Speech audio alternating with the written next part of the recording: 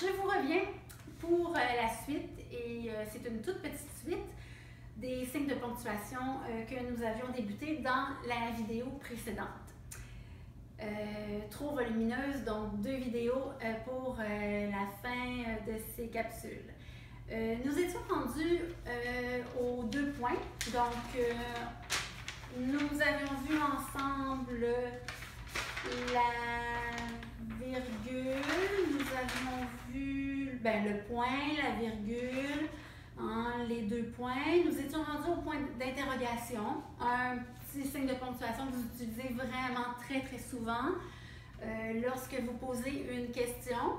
2 façons de poser des questions. On peut poser une question de façon directe ou de façon indirecte. Alors, lorsque je pose une question de façon directe, évidemment, je vais terminer ma phrase avec une intonation montante. Tandis que si je pose une question de façon indirecte, mon intonation ne sera pas montante ni descendante, elle sera neutre. Je vous donne un exemple. Est-ce que tous nos élèves d'OSIAS ont assisté à nos rencontres Teams?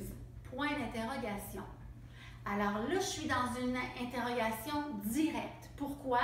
Parce que j'ai un petit mot comme est-ce que. Donc, j'ai un petit mot interrogatif au début de ma phrase et je termine ma phrase par un point d'interrogation. Ça, c'est une interrogation directe, puis mon intonation va monter parce que je termine par un point d'interrogation. Je pourrais aussi dire nos élèves, ça fait du bruit quand j'écris, je m'excuse, nos élèves ont-ils assisté à toutes les rencontres Teams? Point d'interrogation. Alors, si je dis nos élèves ont-ils assisté à toutes nos rencontres Teams, je suis encore dans une interrogation qui est directe parce que j'ai une inversion, j'ai un petit signe ici qui me le dit, qui me le révèle. Ont-ils, c'est une inversion du verbe avec le sujet. Généralement, notre verbe est avant notre sujet. Alors, quand on a une inversion du verbe avec le sujet, évidemment, ça nous amène avec un point d'interrogation à la fin.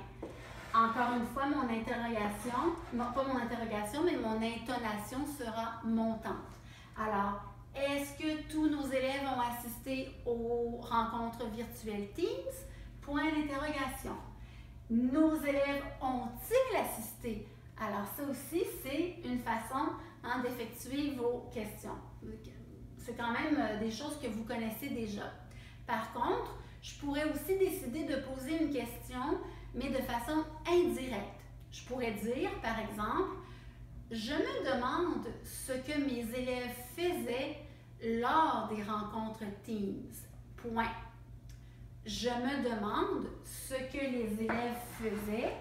Je me demande, je ne l'écrirai pas au complet, mais je me demande ce que nos élèves faisaient pendant nos rencontres Teams.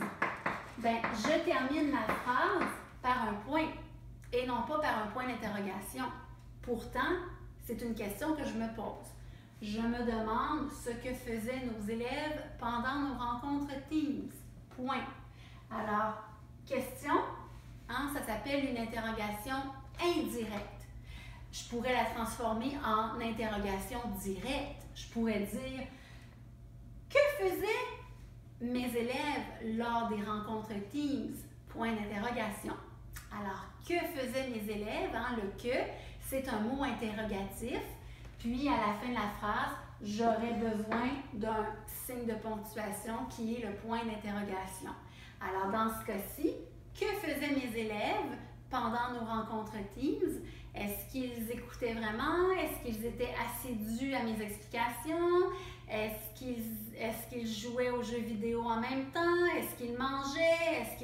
Est-ce qu'ils regardaient un film? Ou ils étaient vraiment assidus? J'ose croire évidemment que tous les élèves d'OSIAS Leduc étaient assidus à regarder leurs enseignants lors des rencontres Teams. Ça va de soi. Alors, on a deux façons de poser des questions. Vous allez étoffer le tout en deuxième secondaire également.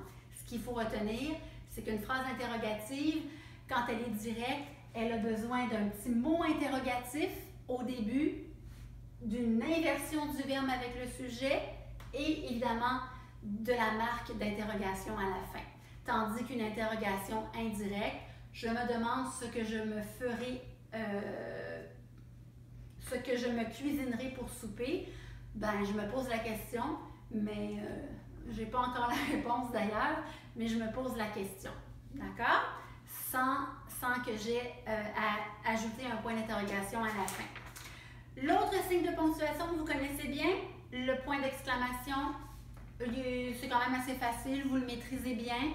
Hein? On utilise le point d'exclamation au niveau de nos sentiments, quand on fait parler nos personnages et qu'on veut émettre des sentiments, hein, des sentiments d'exaspération, des sentiments de joie, de bonheur, d'admiration chez quelqu'un, de surprise également. Je peux aussi utiliser le point d'exclamation lorsque je te donne un ordre, mais avec conviction. J'exige que tu effectues les exercices de ponctuation, point d'exclamation.